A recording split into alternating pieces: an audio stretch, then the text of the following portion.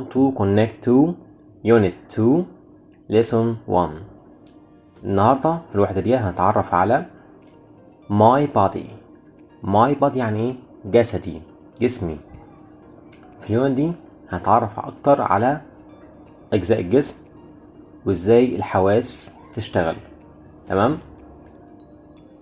let's go to lesson 1. الفوكابلري بتاعتنا، الكلام بتاعتنا بنتكلم اول حاجة عن my body parts.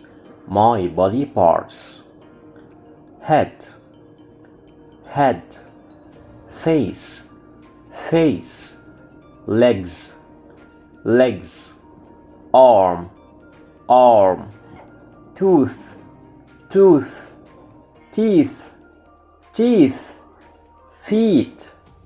feet, foot.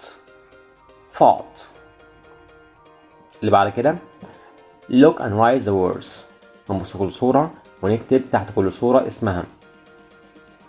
سهلة جدا من ايه كلمة اللي فوق هنا. look and say انظر وقل.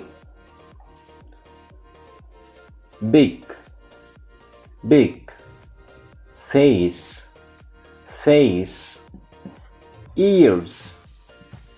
ears arm a monkey. هنا متعرف على أجزاء جسم القرد. تمام؟ يتكون من face ears arm. تمام؟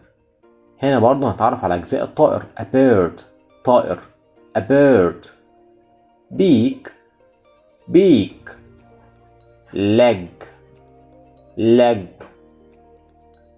feet. طب ايه الفرق بين leg وفيت؟ leg دي الرجل كلها على بعضها من اولها لاخرها. اما فيت اللي هو مشط القدم بس. تمام؟ اللي بعد كده listening and speaking. هنسمع كويس ونقرا. listen and read اسمع واقرأ. look it is a bird. It has 2 legs, 2 feet and a beak. لو تلاحظوا بعد ما اقرا كل جزء من القطعة ديت بسيب فاصل مدة زمنية بحيث يبقى عندكم فرصة تكرروا ورايا الكلام ده. نبدأ من أول تاني. Look it's a bird. It has 2 legs, 2 feet and a beak. The monkey has a face, teeth and big ears. I have 2 legs and 2 feet too. I don't have a beak. I have a face and a teeth too.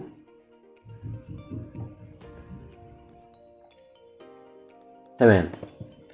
الجزئية اللي بعد كده خاصة باللانجوج، باللغة ذات نفسها.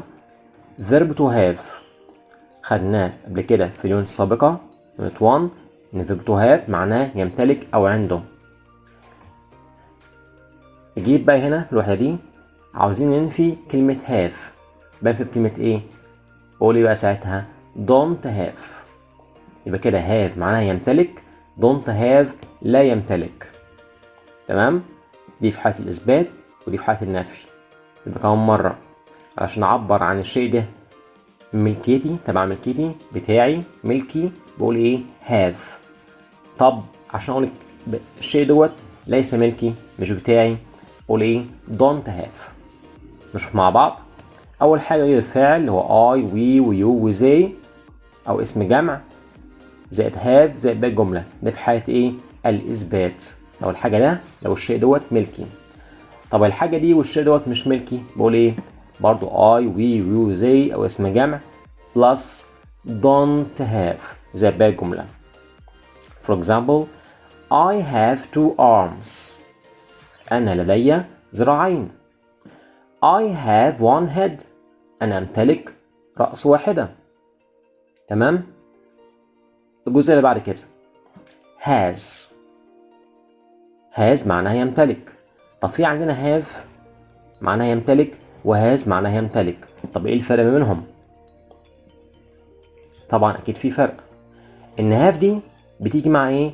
مع الفاعل او الضمير الجمع اللي هو I we ويو وزي واسم جمع. اما هاز تيجي مع مين؟ مع هي وشي وات او اسم مفرد. يعني اسم مفرد يعني حاجة واحدة بس. تمام؟ يبقى كده هاز مع المفرد، هاف مع الجمع.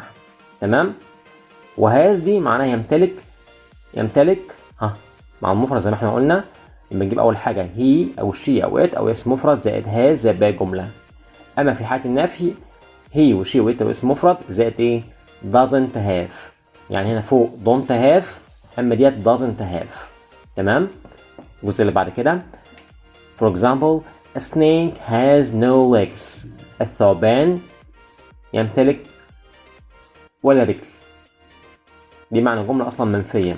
has no legs معنى إيه؟ ولا يمتلك أي رجل.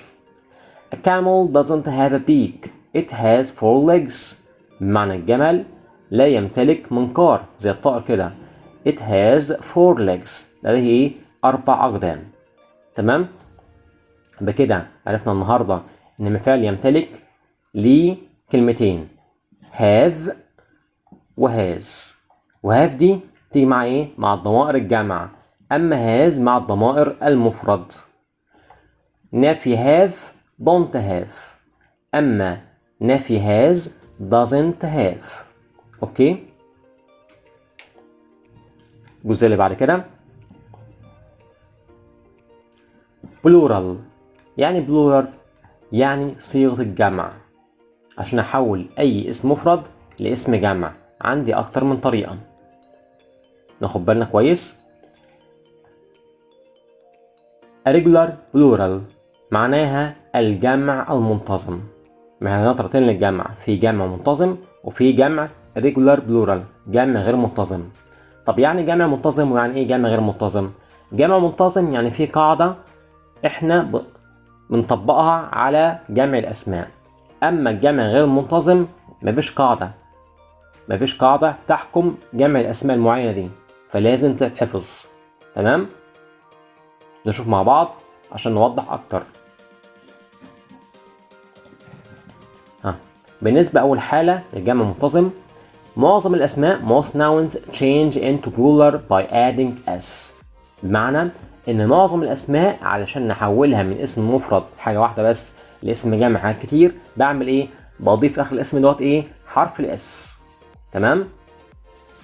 الحالة التانية للجمع we add es when a singular noun ends in ss x ch sh o s. بمعنى ان احنا بنضيف الحاله الثانيه بقى للجمع ان احنا بنضيف في اخر الاسم اي اس لو الاسم دوت منتهي باس اس اكس سي اتش اس اتش او واس. طبعا النهايات دي مهمه جدا ولازم نكون حافظينهم كلهم. النهايات دي اس اس اكس سي اتش اس اتش او واس. بمعنى ان اي اسم لو منتهي بالنهايات دي بجمع بايه؟ باضافه اي اس. طب الاسم مش منتهي بالنهايات دي بجمع باضافه ايه؟ حرف الاس بس. تمام كده؟ الجزء اللي بعد كده for example one ear اذن واحده تبقى ايه؟ two ears. هنا اضفنا اس. one arm ذراع واحد two arms ذراعين. تمام كده؟ في بعد كده قسم تاني للجمع اللي هو الجمع الغير منتظم. There are many irregular plurals nouns that are learned as they are. بمعنى إن في بعض الأسماء الغير منتظمة جمعها غير منتظم لازم تتحفظ كما هي. زي إيه؟ one foot أصبحت إيه؟ two feet. شكلها اتغير خالص. tooth teeth. تمام؟ في بعد كده many. يعني كلمة many معناها كثير من. We use many with plural countable nouns. بمعنى احنا بنستخدم كلمة many مع الأسماء الجمع التي تعد المعدودة. For example, I have many teeth and 2 legs too. بمعنى أنا عندي الكثير من الأسنان وقدمين أيضا. I have many balls. أنا لدي الكثير من الإيه؟ من الكرات. فكده many معنى كثير من، وبيجي بعدها على طول إيه؟ اسم جمع. من هيجي بعدها teeth أسنان. I have many balls كرات. فكده many جه بعدها على طول إيه؟ اسم جمع، سواء جمع منتظم آخره اس أو جمع غير منتظم. تمام؟ في بعد كده sing. نغني مع بعض كده. This is my body. قول ورايا. This is my body. This is me. I have a head, a face, a mouth and teeth. This is my body. This is me. I have 2 arms, 2 hands, 2 legs and 2 feet. تمام؟ الجزء اللي بعد كده كويز. هنا بيقول ايه؟ read and choose the correct answer. معنى اقرا ونختار الكلمة الصحيحة. I 2 arms. I have ولا has؟ طبعا احنا اتفقنا ان هي بتيجي مع مين؟ مع الضمائر اللي هي I we you they او اسم جمع، وهاز تيجي مع مين؟ مع he و she و it او اسم مفرد. هنا الضمير معانا هنا ايه؟ I، يبقى يجيب هنا ايه؟ I have. تمام. هنا he و she و it يبقى ايه؟ يبقى has، وهكذا. ونكمل باقي الجمل. السؤال اللي بعده read and write have or has. هنكتب هنا يا have يا has.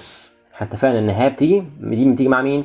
مع الأسماء الجمع هي I we you they. أما has بتيجي مع مين؟ مع he و she و it أو أي اسم مفرد. تمام؟ a bird طائر واحد بس تبقى إيه؟ تبقى has. تمام؟ has. I we you they مع إيه؟ طبعا have. تمام؟ ونكمل باقي السؤال. read and circle the correct answer. بمعنى اقرأ كويس وارسم دايرة حوالين الايه؟ الإجابة الصحيحة. The bird has 2 foot feet. 2 هي بعد اسم جمع هتبقى foot ولا feet؟ feet عشان دوت ايه؟ جمع غير منتظم أقدام. تمام؟ ونكمل باقي السؤال. تمام كده؟ في الجزء اللي بعد كده writing corner. بمعنى ايه؟ ركن القراءة، ركن الايه؟ الكتابة. نكتب برضو الكلمات دي كلها ونحسن خطنا. تمام؟ الجزء اللي بعد كده read and fill in the gaps. بمعنى اقرا واكمل الفراغات دي. look it is a bird طائر. the bird looks beautiful. it has one عنده ايه؟ حاجة واحدة بس. arm ولا بيك؟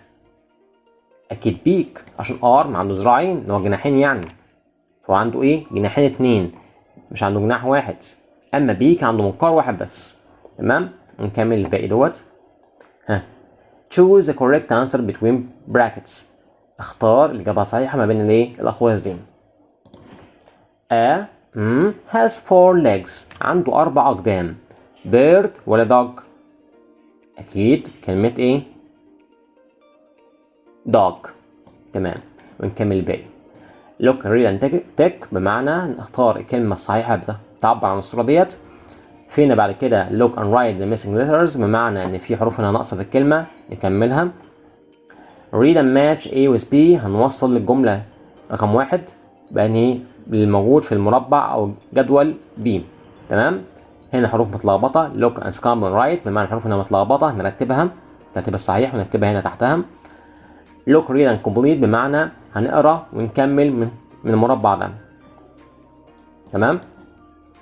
copy the following sentence. بمعنى انسخ الجملة التالية زي ما هي بالظبط. تمام؟ وبكده انتهى الدرس الأول. اشوفكم ان شاء الله في الدرس الثاني باذن الله المره القادمه. Goodbye.